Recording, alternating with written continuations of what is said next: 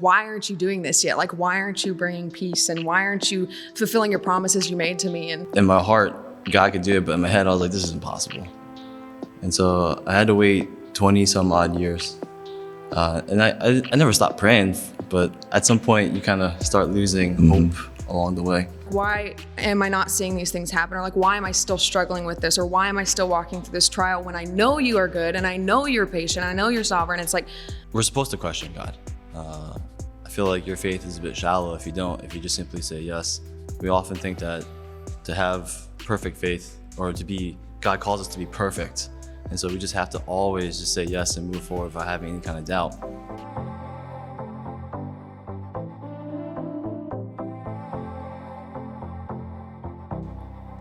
Hello, everyone. Welcome to Discussion Questions with Every Nation, New York City. My name's Shino. I'll be your host.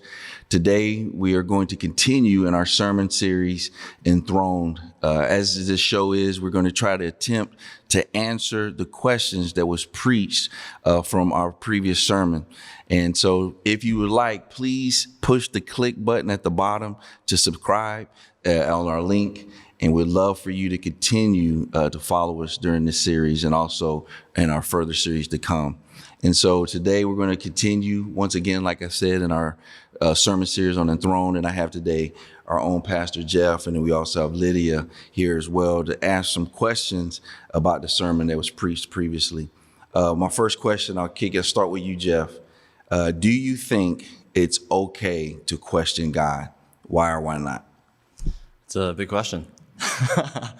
Honestly, I think we're supposed to question God. I feel like your faith is a bit shallow if you don't, if you just simply say yes. We often think that to have perfect faith or to be, God calls us to be perfect. And so we just have to always just say yes and move forward without having any kind of doubt.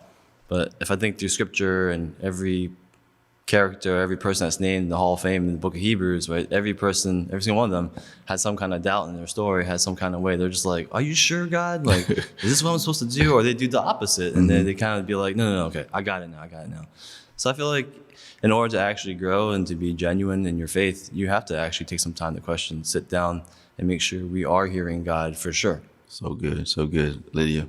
yeah, no, that's really good. I'm thinking of like the Psalms and how many times people are just like coming before the Lord like David and being like, why aren't you doing this yet? Like, why aren't you bringing peace? And why aren't you fulfilling your promises you made to me? And yeah, like you're saying, like all these Hebrews guys, like all these guys who are so strong in their faith, like they were the one who questioned the Lord.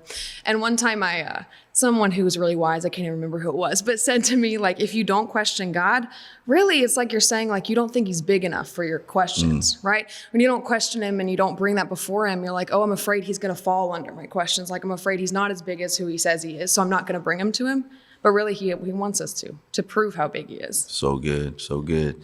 Yeah, I know, like you're saying, there's people in the Bible, you can go down the list, whether it was David, why Lord, why me, going through these difficult circumstances and situations. Even Gideon, Gideon needed to know that he knew by putting the fleece out, multiple times and just like, God, I just got to make sure this is really you before I do that. But the beauty of it is God is a gentleman. He's a merciful, kind God, and he wants that relationship.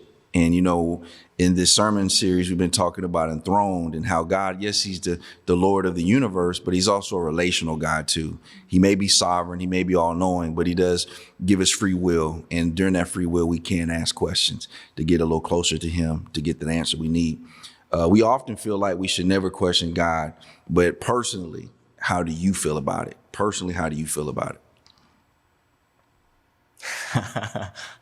That's tough. Sorry. No, you can go. As an Asian person, I'm raised with a real emphasis on respect and honor. And so it's like an older father figure or older mother figure, you kind of just have to submit. Yeah. So now we're talking about God. Yeah. And the way I was raised, it's just, it makes sense. And it's conditioned in my head, just like, I should just fall in line. I should just immediately obey. But as I grew up in my faith and as I understood, there kind of has to be checks and balances placed in my life. Because oftentimes I might think that's God speaking to me to like say something that's rebuking somebody else. But if I don't actually check myself, I might just be being self-righteous. Yeah. Right? And so it's really a matter of making sure that I am listening properly And so I'm not necessarily questioning God those moments. I probably question myself and whether I'm hearing God right. But by doing so, I'm also testing my own faith. And in the moments where like I'm struggling in life, I think it's okay because God just wants us to be honest. Like what you were saying earlier, Pastor Shino, like it's about relationship, right? God's not here to rule over us. He wants us to actually engage with him, talk to him, so he can prove to us that he's genuinely for us and he loves us. So good, so good. So Lydia, on a personal level, do you feel that it's okay to question God? Well, if it's not okay, then I failed, because I definitely question God. I think when it comes to his character, I don't know that we should really question him. I don't know. For myself, it would be like, you're not good, or like I don't get. That's hard. It's like I feel like when I've questioned the Lord, it's been like, why am I not seeing these things happen? Or like, why am I still struggling with this? Or why am I still walking through this trial when I know you are good and I know you're patient, I know you're sovereign? It's like, so I feel like it's okay to question when you don't understand, but I don't know that it's always okay to question his character. It's because, good. Yeah. It's really good. That's good. It's really good. Yeah. And so, we'll go to our second question, and I'll start with you, Lydia. It says, this pandemic has shown us that COVID isn't going away tomorrow. And the same can be said about facing challenges in life. They're not suddenly going to go away. And so what are some things in your daily routine that help you keep moving forward? Yeah. I mean, number one has to be just being in the quiet place with Jesus. I've utterly failed with that in a lot of ways over this pandemic. How many days is it just like, I want to lay in bed till noon. There's nothing going on anyway. Okay, I'll do it. And then when I get out of bed, I have to run and do things. And I found myself very recently just being like, I am wandering around aimlessly because I've not been in the quiet place with Jesus. I've not centered my day around, wow, what do you want to do today? How do you want to speak to me? How do you want to move through me today? And I think that would be my number one in my daily routine, like just one, setting a wake up time that allows myself to not only get ready, but also be with Jesus for a good amount of time in worship, and just like centering my day around who he is and why I'm here. Yeah, so good. It's so good. And so before I start, Jeff, I'm just remembering when COVID started, people in there, all of us, we're just, it's going to be short. It's going to be over soon. They're going to find whatever this thing is and we're going to move on. Yeah. But we learned that it's a marathon and not a sprint. Right. And so we've had to make adjustments. The big word right now everybody's throwing around is pivot. We had to pivot, and our lives had to pivot. We had to move quick and figure out what we need to do. But as it's gotten longer, and it looks like we're going to have another round, and so the first time we really didn't know what was going on, but we got through it. So the second time around, what are you going to do as far as like in your routine that you may adjust or may not adjust as you continue to move forward? Yeah, that's a good question, because if I really take an honest assessment, and I'm not trying to like brag or anything like that, right? Like I'm going to give the most cliche answer possible, not because I'm a pastor or anything like that. It's just, you just have to take time to prepare. It doesn't matter what kind of season you're in. You should still be preparing in the good seasons, right? Developing that self-discipline, the spiritual disciplines. And so my routine actually hasn't changed since the first time we moved here to New York. I had to really make an effort with Erica to figure out, how do we separate in a tiny apartment so I can have quiet time, you can have quiet time, right? And then what do we actually do if we have limited time because we're out the door, doing ministry, or she has to work.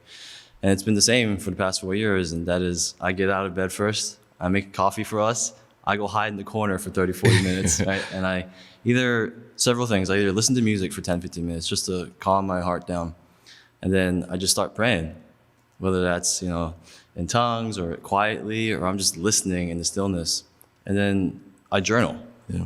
And I just really try to slow my mind down, because I'm a thinker and a processor. And if I write, it just really helps me slow down everything I'm trying to think through the day. Yeah. I got to get this done. I got to meet with this person. I got to talk to these folks. But I'm just like, nah, I got to sit with God first. So good. And just sit there. And I haven't changed that. Yeah. And so even this pandemic, with the second wave coming, if we're ready and we have these routines set, we don't necessarily have to pivot too much. Yeah. Because the same foundations are going to be the same foundations for us as we move forward. So good. I know for me, it was the same thing. I was just getting up early, trying to spend time with the Lord My wife and I, Anne Marie, we try to meet in the middle. She'll have her quiet time, I'll have mine, and then we'll come and we'll pray. But prayer's kind of been the fuel. We individually are praying, but then we're corporately praying, and been specific in prayer. Because if I don't want to just be throwing random stuff up. I'm praying for the marriage, because I know like right now a lot of marriages are under fire. So we're covering our marriage, our children. You got people out there right now in society that are going through it with their children. Kids in school, some are hybrid, some are at home. You don't know. Just created a lot of tension in the home. And so in order to keep moving forward, I really agree with what you're saying, is that time with God personally and a time with God corporately, not just, with a spouse, but if you're single, we got our prayer call, our prayer line, and that's been massive for a lot of people. But just finding somewhere where you can anchor in with God, because at the end of the day, he's going to be the one to pull us through this storm. And it's raging, and we don't know when it's going to stop, but I know that he's the anchor of our soul. And so I'll start with you, Lydia, on this last question. It said, what is the longest trial you've ever experienced, and what did you learn from it? Longest trial. This is personal now. This was a hard one for me to come up with. I feel like it was probably my senior year of undergraduate. It was like a year where that was last year for me. So COVID not only hit the end of it, but the rest of the year was also kind of a mess. I had like 2 family members back home in Kentucky who were really struggling, and I was applying for grad schools, and I was applying for summer programs and internships. And I just kept getting no and no and no and no. And I literally got denied to every summer program. I think I applied to like 8. I got denied. I applied to 3 graduate schools and only got back into Juilliard, which is kind of random, but had to be the Lord, right? Yeah. And so I think what I learned from it, 2 things. One, just that if I'm not, I don't know, my worth has to be found in him. And I'm getting all these no's from the world, and they're saying like, you're not good enough. Like, we don't want you. And I'm like, okay, well then what am I doing wrong? And is my voice surrendered to you right now? Or is it just to please others? And so once I turned my shift back to like, I only sing to worship you, Lord. Like, I only train so that you can get more glory. Then I could find peace in like, okay, if you're only going to let me back into Juilliard, which only June, right? Yeah. Then I'm going to go back to Juilliard. And the second thing is just like trusting that his will is always good, right? For those who love him. And I'm like, I do love you, Lord, and I do commit my life and time to you. Like, so I know whatever you're planning, however many no's I'm going to get, like, it's just leading to the yes that I need. And I've found so much peace in being back at Juilliard now, and just a beautiful testimony, I think, from last year. Great. Well, Jeff, how about you? Longest trial you've ever been in, experienced, and what did you learn from it? This is a pretty private thing. The longest trial I've probably experienced, probably over 20 years long. It's about my family. So a lot of the church knows I come from a really broken family. My parents separated when I was a kid. But here's the fun part for everyone listening out there, like a Korean drama, a soap opera. My father had an affair with my mother's sister. So you can imagine like the dynamics of our family. And as a kid, I had prayed and I hoped that like our family would reconcile somehow. So I would see my uncles again or see my grandparents again. And I knew in my heart God could do it, but in my head I was like, this is impossible. And so I had to wait 20 some odd years. And I never stopped praying, but at some point you kind of start losing hope along the way. But 20 years later, after that affair, my mom and my aunt actually reconciled. And my aunt came to know the Lord because my mom chose to forgive her.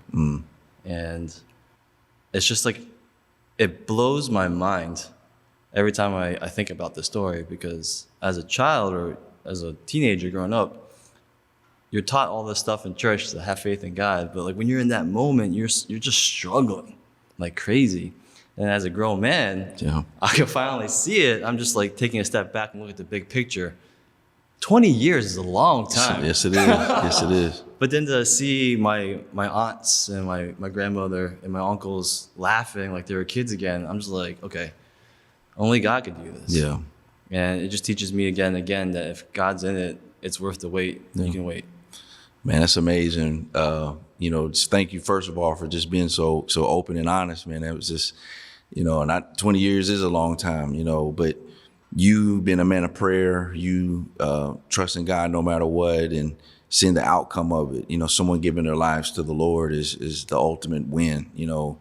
And so sometimes when we're going through a trial, we have to check ourselves and say, it's not about me, but it could be about others.